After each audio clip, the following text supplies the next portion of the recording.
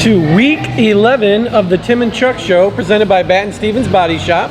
I am Tim McDonough, joined by my esteemed colleague, Chuck Martinez-Brandon. And Chuck, week 11 means only one thing. That means playoffs. Playoffs, finally. Finally. We're going to get to some of those games here in a minute. But first of all, a big thank you to the Ayersville cheerleaders. That was a very nice welcome. That's right. Very peppy and very cheery. Yes. Chuck, we are here on location at Frickers as always, and looks like we've got some wings and some frickin' chicken pizza sweet chili. Oh yeah, we need to get this show on the road so we can eat. Yeah. All right, Chuck. Well, let's jump into some of the highlights by Ethan first off. Yep. Let people know, hey, Ethan's out there. He's getting good stuff. Oh yeah, he does. He wanders around and he gets video that you normally don't catch during a game because a lot of people are just focused on the field. Does a great job. Well, speaking of that, a couple weeks ago we got a picture of a drone close to the field at Napoleon. He did it again this week at Ayersville. There's a drone flying up there checking it out. Yeah, that's scary. You never know those things are up there. Right, exactly. Unless you look up. Right. Now let's talk about the student section. We've got students doing all sorts of things, Chuck. We've got the Hicksville cheerleaders dancing in front of the stands. We've got the Ayersville cheerleaders and Snoopy doing their thing. Yep. That's some great stuff. We've got the Ayersville students pretty excited over a good season for their pilots. Yeah, they were fired up during that blackout last week, so hopefully they show up in force again this week. Well, it was almost Halloween as well. We got some costumes. We got a shark costume, as a matter of fact. That's right. So. No, ma'am, just a dolphin. Exactly. Now, there's some of that good stuff. Now, here's something that you need to know. Now, Chuck is the defensive coordinator at Ayersville High School. So we've got Ethan on the sideline getting video of Chuck, and he realizes, hey, there's a game going on. Check this out. That's like a good luck charm. He needs to do that more often. Well, every time he got video, you guys are throwing the ball deep and making catches. Yeah, that's right. I like it. Well, how could you Don't look at me. Don't look at me. You're the defensive guy. Right? I love it, Chuck. Now, let's take a look at some of those. Your team had a number of outstanding catches on the night. We've got Jacob Miller. He made some outstanding catches, and there's a nice catch by Ethan Schlachter too, where he kind of bobbled it and hauled it in. Yeah, Jake Miller's been making circus catches all year. Mikey played really well on special teams and on offense last week. And when you're Ethan Schlachter, and I always say he's like 6'10", and you got those big mitts like that, just hauling down balls like that are just a little bit off the mark, makes it a little bit easier when you're that big. Well, we've also got video of Hicksville quarterback Jake Greer. I know that you guys won this game, but he gave you fits a little bit, didn't he? Oh yeah, he's a heck of a quarterback. He's very athletic. He's got a big, strong arm. He can throw it across the field put it on a dime, and he's really tough to stop and hard to game plan for. And you can see here, he just makes plays all over the field. Yeah, it looked like he was elusive and good for him. Yeah, that's what you got to do. That's why they're in the playoffs. That's why they're in the playoffs. Exactly.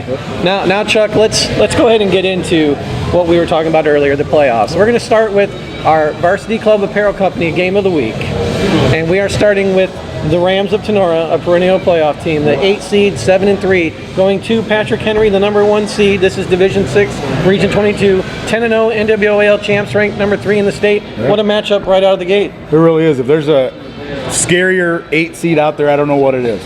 Because Tenora, they were sweating. They needed a lot of help to get into the playoffs there, waiting for Saturday games to finish up. But with all their playoff experience and all they've been able to do the last few years, you got to take them seriously. Sometimes you can teams overlook an 8 seed, but man, Tenora's going to come in ready to go. Yeah, now you know about these Rams. They can run the football. Yeah. Dalton Dackenhouse. There's one guy. You've got Brady Bum. You've got Spencer Martin. These guys get it done on the ground. Talk about what Patrick Henry has to do defensively. Yeah, you have to limit them. Their running game is physical. They attack you from a lot of different angles with a lot of different misdirection plays. You have to play sound football, disciplined football, and when you get to the ball carrier, you better bring a couple friends with you because they're not easy to bring down. Well, that's true on the flip side, too. We've got Donnie Johnson, who broke all sorts of records for Patrick Henry at running back. He comes in with almost 1,900 yards, 29 touchdowns. What are the Rams going to have to do to slow down that Patrick Henry offense? Yeah, Donnie Johnson, you have to get to him early. He's a burner. He is a fast kid, so you really got to put a lot of hats on him early and not let him get running because he's going to get his touches. He's touching the ball a lot, 30 carries a game, 40 carries a game. So get to him early, don't let him get started. GMC versus NWAL should be a great one. Ethan will be there, so all you fans go crazy. It should be a great start to the playoffs. Now, we're going to stay in that same region because your Ayersville Pilots, GMC champs, number 7, you're hosting a playoff game for the first time, Chuck. Talk about your opponent. Oh, yeah, we're playing Seneca East, and we're familiar with their league. We played a lot of teams in their league. We played Colonel Crawford last year. We played Winford. We've scrimmaged Mohawk and now Seneca East. They had a little bit of injury bug hit them a couple weeks ago. Their starting quarterback went down, but I tell you what, they still have a real good, strong running game. Their running back will run up your spine, and he's got good speed in the open field, and their backup quarterback is a good athlete too, so he can spread it around in their spread offensive forms. Well, your kids and your fans have to be excited you're hosting. Oh yeah, it's something that's what we talked to our kids about the last couple of days. They've cemented their spot in school history, not only by being 10-0 during the regular season, but first ever home playoff game. That's really got the buzz going out there in Ayersville, and that's really something to be proud of and excited about. Well, you mentioned Colonel Crawford, Chuck. They're hitting the road to take on Liberty Center, and we talked about Rex Lindgren's last home regular season game last week. Win or lose, this is his last regular season game at Liberty Center. Good for Rex to get a home game in his last year. Yeah, that's phenomenal. You don't want to talk about emotions. They'll be sky high over there at Liberty Center.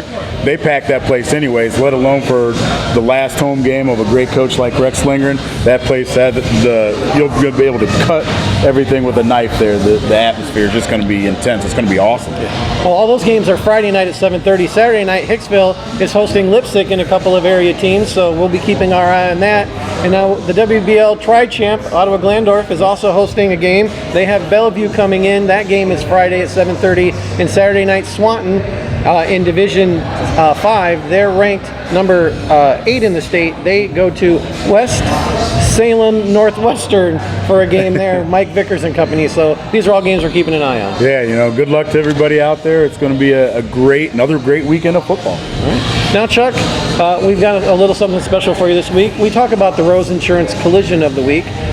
This week we're going to talk about the Rose Insurance Collisions of the Week.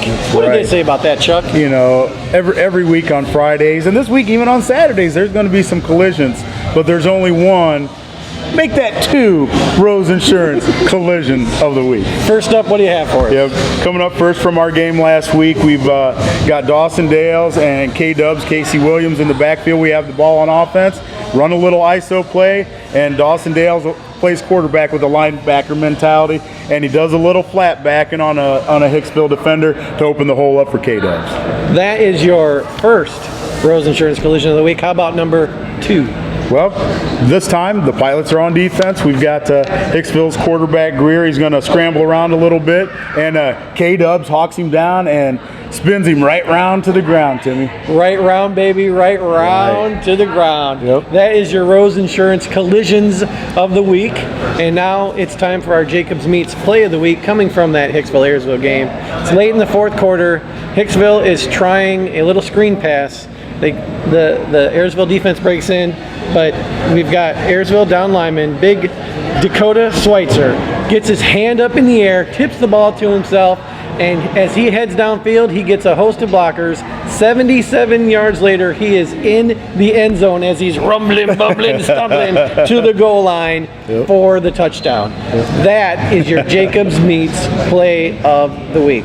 What a play. Man, we practice that. It sounds funny, but we practice the screen pass, and we practice guys getting in front of somebody intercepting the ball, but we didn't practice somebody taking out some oxygen to help Dakota, once he got down toward the end zone. Great stuff this week. Now, Chuck, we're excited for Week 11, but before we call it a day, any words of wisdom? Yeah, it's Week 11. If you're playing in Week 11, you've earned it. No need to change things up. You just got to dance with who you came with. See you next week.